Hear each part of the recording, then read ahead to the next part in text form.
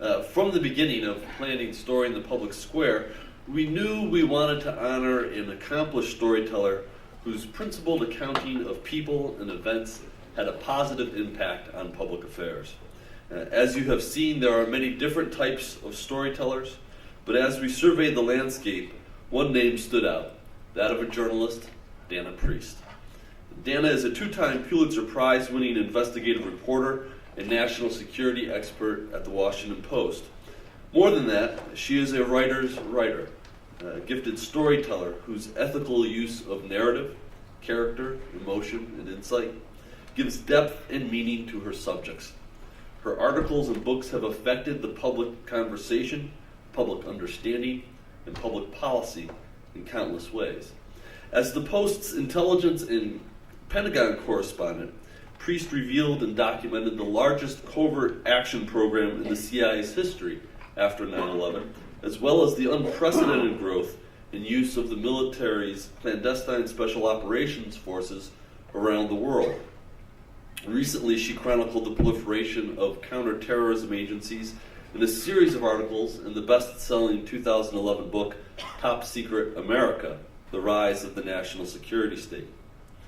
She has received every major journalism honor, including the 2008 Pulitzer Prize for Public Service, along with Ann Hall and photojournalist Michelle Lucille, for the other Walter Reed, about the neglect of wounded soldiers at Walter Reed Army Medical Center. After she and her colleagues broke the story about the deplorable conditions at the Army's most well-known hospital, policies changed, careers ended, and perhaps most importantly, the treatment of wounded warriors moved to the front and center of the national conversation. And in many respects, their care and treatment improved. I think I would be surprised if that was the intention of the coverage, but it was the effect, and lives are better for it. She received the 2006 Pulitzer for uncovering the CIA's secret prisons and counterterrorism operations overseas. I remember one headline in particular: CIA holds terror suspects in secret prisons. As a Senate staffer at the time, it was startling. But through her reporting on that, on rendition, on detention, and on torture, Dana Priest educated the public about what our government was doing and asking our soldiers and intelligence officers to do in the name of national security. In doing so, she shined a light in the shadows and contributed to a vitally more informed conversation about America's so-called war on terror. In doing so, she improved our democracy. Now, after we made our decision to honor her, we reached out to Dana, and when we told her what we had in mind, she was quick to thank Claiborne Pell for the impact he had on her life. She told us that she had attended university on a Pell Grant, and thanked Senator Pell for making her career possible. Now, we knew that we had made the right choice before we talked to her, but that connection to the senator, which we had no idea about when we were deliberating, was a wonderful affirmation of the values Senator Pell stood for and his legacy that lives on today.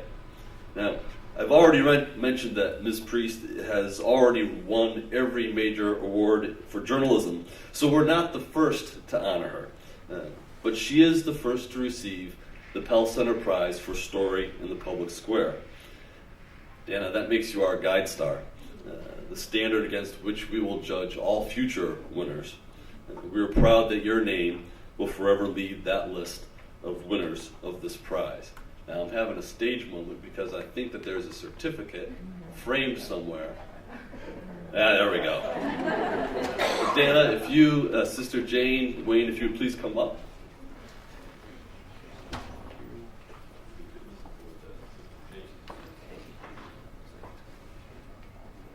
So, the citation reads, Pell Center Prize for Story in the Public Square, presented to Dana Priest for distinguished journalism and storytelling that has bettered lives and enriched our public dialogue, presented this 12th day of April 2013 in the city of Newport, Rhode Island. Ladies and gentlemen, Dana Priest.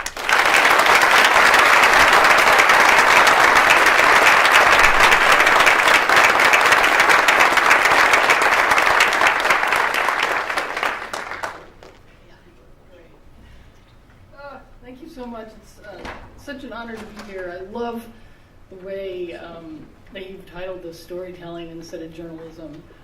I actually didn't think of it that way, and now it's just opened up a whole new concept for me.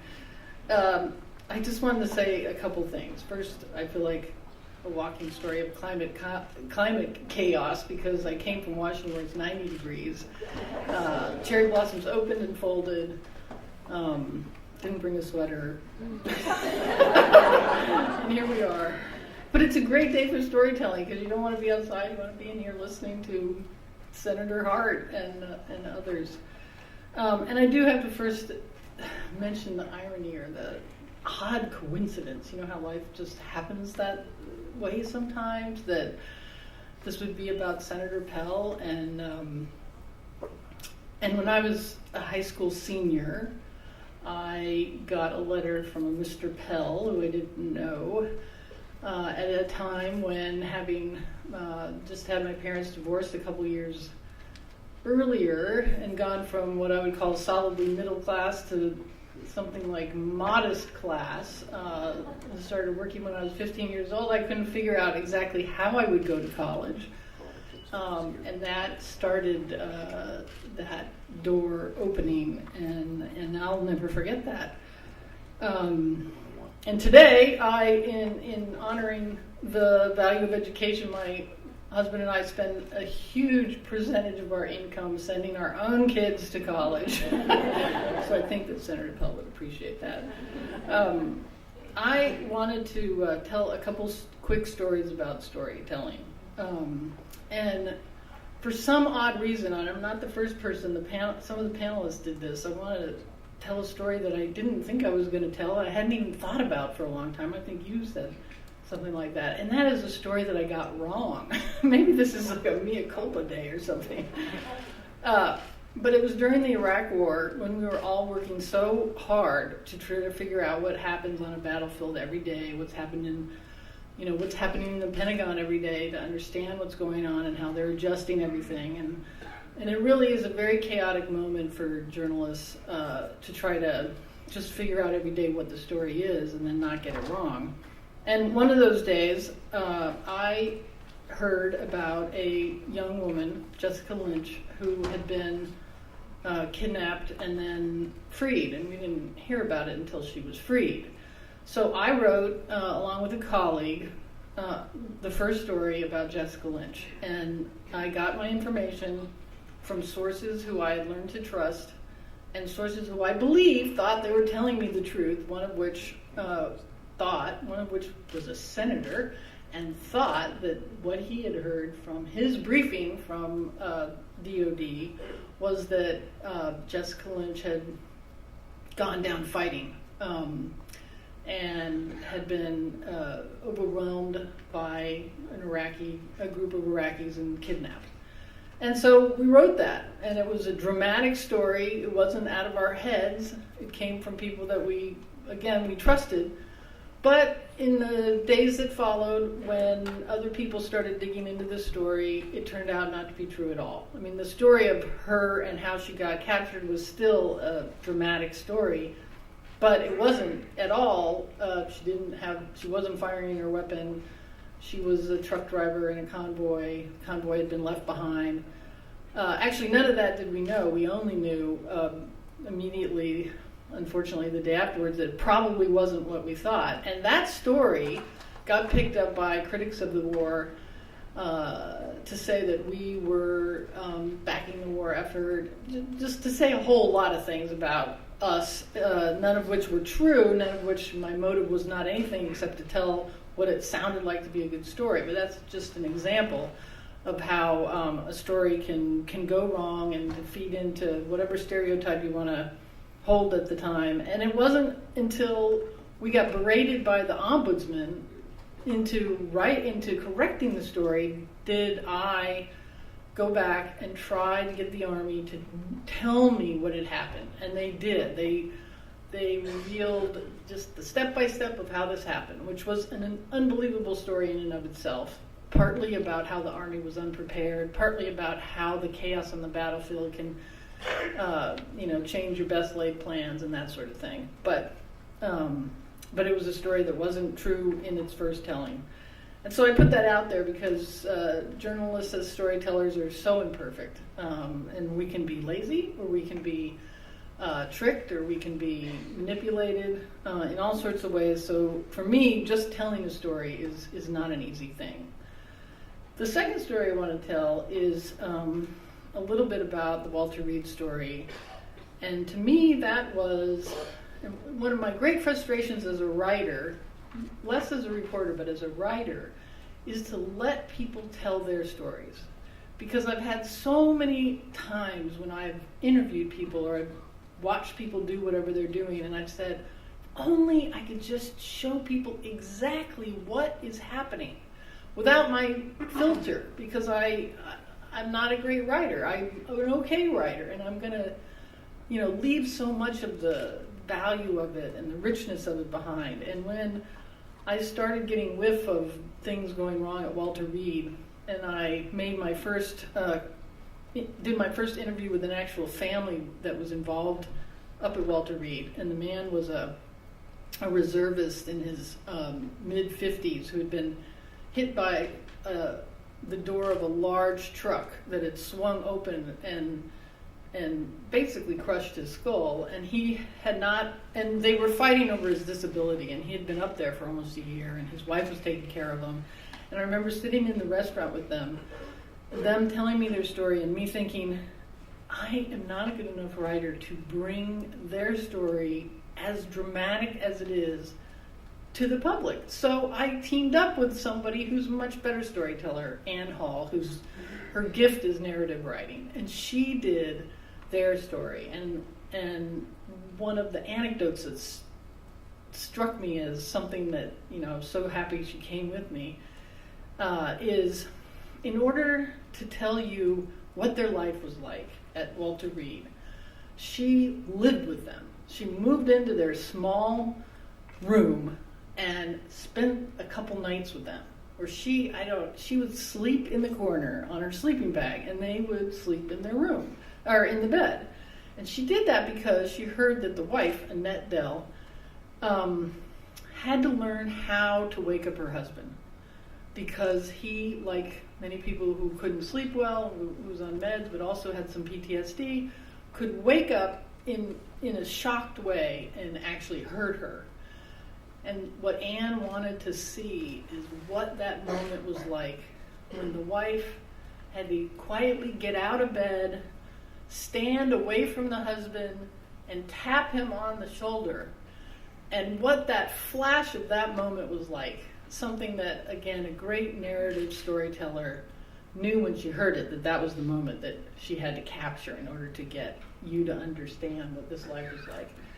And the process of that story, which was very risky for the people involved because they were still in the Army, still waiting to get their evaluation that would determine what kind of benefits they got when they were leaving the Army, it made them all very vulnerable. So we approached the soldiers themselves very carefully and made it clear to them that they wouldn't go on the record unless they decided to, and we explained our process. But at the same time, we were looking for individual stories that would illustrate the larger bureaucratic mess that we found. And very quickly I found a wonderful storyteller himself, Staff Sergeant Dan Shannon.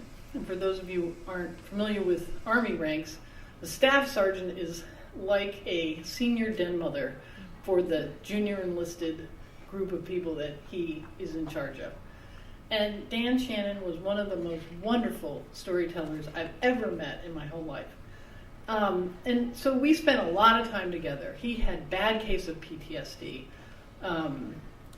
He was a sniper. He was used to working all by himself in the bush, never being revealed until a particular moment. And now I was asking him to be in the public square. And that had to weigh on him. He had been an Iraqi sniper, had blown out his eye and half his skull, and he was there for over a year, many times sitting, waiting for appointments, being confused about what he should do, not being given a second uniform because he couldn't prove that the first one had been torn off on the battlefield. Just crazy things. And I remember listening to all these stories, thinking, this is my guy. He's the one through which I'm going to tell this. How am I going to get him to go on the record? And at one point, I had to have that conversation. I was so nervous that he would say no. And I said, Dan, is it okay that we put you on the record? You'll be with other people, you won't be by yourself. And he looked at me like, that is the craziest question. Of course I'm going to go on the record. I'm a staff sergeant in the U.S. Army. I take care of my men. And, that value of his, and his bravery and his storytelling, I'll just never forget. And then the last story I wanted to mention is probably my favorite because I keep being involved in it, and that's stories that the government really does not want you to tell. In fact, they don't want you to tell it so much that people could go to jail if they help you tell these stories. And these, of course, are the stories that are about information that's classified. And after 9/11, unfortunately, because of the way the administration chose to fight that war on terror, which was to use the CIA in a big way, and to use a classified unit called the Joint Special Operations Command, JSOC. You know them partly as the as the Navy SEALs who killed bin Laden. But everything they do is classified. So it was the government's decision to classify all that and to use units that were mainly classified. And that meant that we would be coaxing people who have pledged not to tell secrets that are government secrets to tell us what was going on. And so that put us in a pickle, as some people would see. To me, it put us in the most heavy responsibility that we have as reporters, which is to carry out our role as the founders created it, which is as a fourth estate, a check on the other three branches, just because we know human nature, we know the nature of power, and we know things go wrong when they're not in the sunlight. So I have done a lot of that reporting in the last 10 years, gotten a lot of criticism in the beginning about doing it, and something that Senator Hart said about storytelling reminded me of my favorite story in all those that I did, which was not the story about the black sites, the big story. It was a story about one guy, one Afghan, whose name I still don't know, who was captured and taken to a place that was nicknamed the Salt Pit, which was a secret prison run by the CIA. It's an old brick factory outside of Kabul. And he was put there. He was suspected of something. And a young, inexperienced CIA case officer was in charge of the facility. It was run by Afghans, but this young man with no experience, certainly in interrogations, but just generally not much experience, was put in charge, in part because a lot of the older, more experienced people in the agency didn't want to have these sorts of jobs. And in frustration or whatever, after many harsh interrogations that led nowhere, his body was, when he was still alive, dragged across the cement, and then he was chained to the floor with no clothes on outside one winter night, and he froze to death. And it took me, the story wasn't long, it was very short. It ran on the front page, but it was very short. It took me months and months and months to find the little details that together made up enough of the story. And I kept saying to myself, why is this under my skin? I don't know this person. The family will probably not know. Are people going to care about one anonymous Afghan detainee?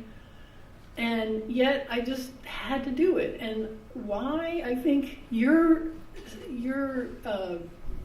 statement that part of the reason we tell stories is to find our home is the reason, which is Americans don't think of themselves as people who do that sort of thing. We are a country of the rule of law, and yet here was the most vulnerable person being treated in a way that to me struck me as nothing like what would happen in my home country. And so I needed to tell that story. And I'll just leave you with that because, again, I can't emphasize enough, especially if there's any young journalists here, the value of national security in particular, and bringing that to light in a responsible way in the public square. Well, thank you again for this award.